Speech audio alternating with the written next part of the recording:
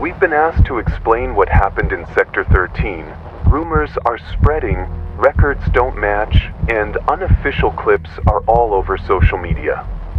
Last October, 5 neighboring school zones within Sector 13 reported the same strange events, all on the same day. Teachers vanished or returned but acted off. Classrooms felt wrong.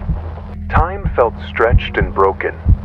One school bus circled the lot for nearly half a day, never leaving. When officials arrived, rosters had disappeared. Student names no longer existed in any system. Photos came back corrupted, and desks appeared in hallways where they had never been placed. Audio clips recovered from throughout the buildings contain the same whisper, again and again. You should have gone home yesterday. You should have gone home yesterday. Even when the rooms were cleared and powered down, the phrase kept bleeding through speakers.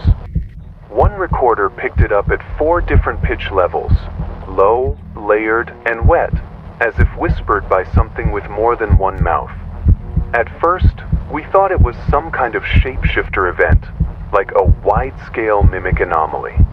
That would have explained the behavioral changes, the missing records, the false memories. It's what we've trained for. Mimics copy, they infiltrate, they destabilize. But something about this didn't follow the usual infection pattern. But it didn't fit. Mimics act on impulse. They don't coordinate this precisely. And they don't leave messages. They don't whisper warnings. They certainly don't rewrite reality. This wasn't mimicry. It was something else pretending to be a pattern. Here's what we do know. We've spent months trying to trace the event back to a source, chemical, mechanical, psychological. But no sensor data survived. The blackout radius stretched 12.5 miles in every direction. Surveillance was looped or erased. Phone records stopped the second the anomalies began. Something deliberately scrubbed the timeline. All 5 schools are closed. They still stand, but they're cut off from any official district maps. Digital GPS reroutes when approaching the perimeter. You'll see the buildings from the highway, but your phone will say you're looking at farmland. Drive closer and your map freezes. Coordinates disappear. The roads don't exist anymore, but the fences do. And so do the signs. Roadblocks and warning signs are posted on every route leading in. Big, industrial ones, thicker than standard metal, etched with warnings in a language we haven't decoded. They're warm to the touch.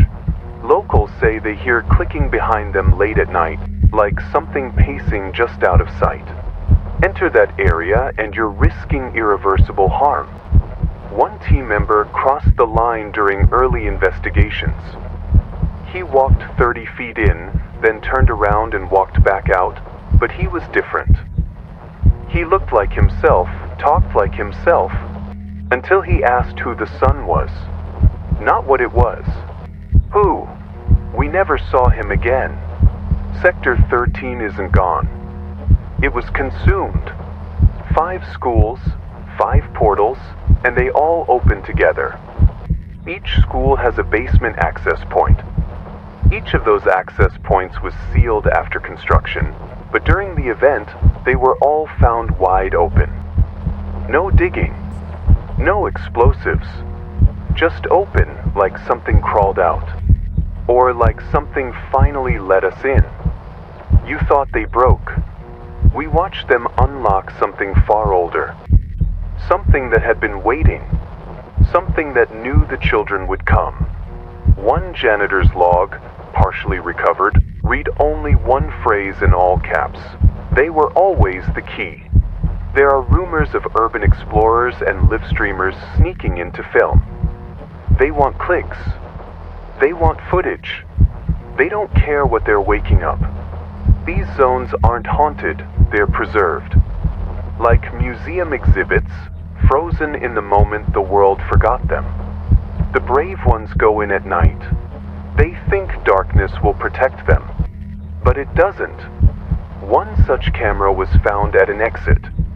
We don't know who carried it. The footage inside showed classrooms filled with fog, chairs slowly spinning, lockers banging in sync with the audio, like it was responding. Then static.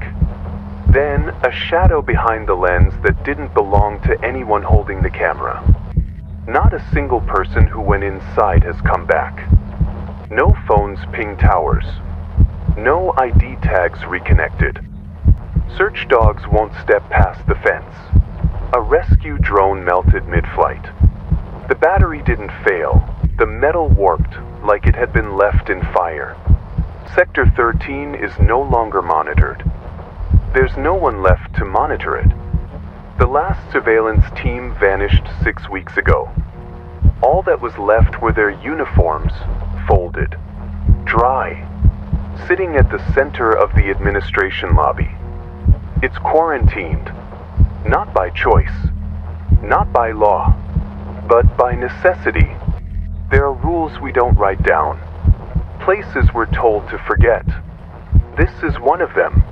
Erase any mention of Zone 13, no bus schedule, no town archives, no alumni. All online references have been scrubbed. Mail service rerouted.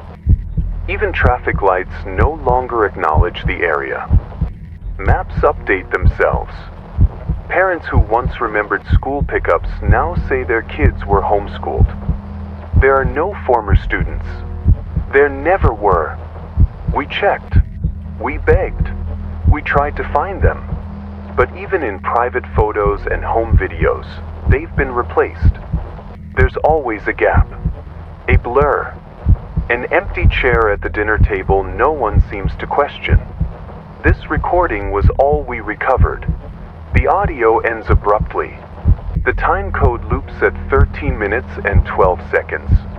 We've played it forward, backward, slowed down, spectrally analyzed every decibel.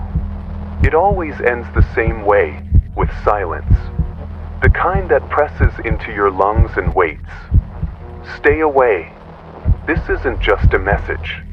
It's a warning written into the land, into the floorboards, into the light itself. Signing off. But not because we're done. Because we can't speak of this any longer. Not here. Not out loud. Some echoes are still listening.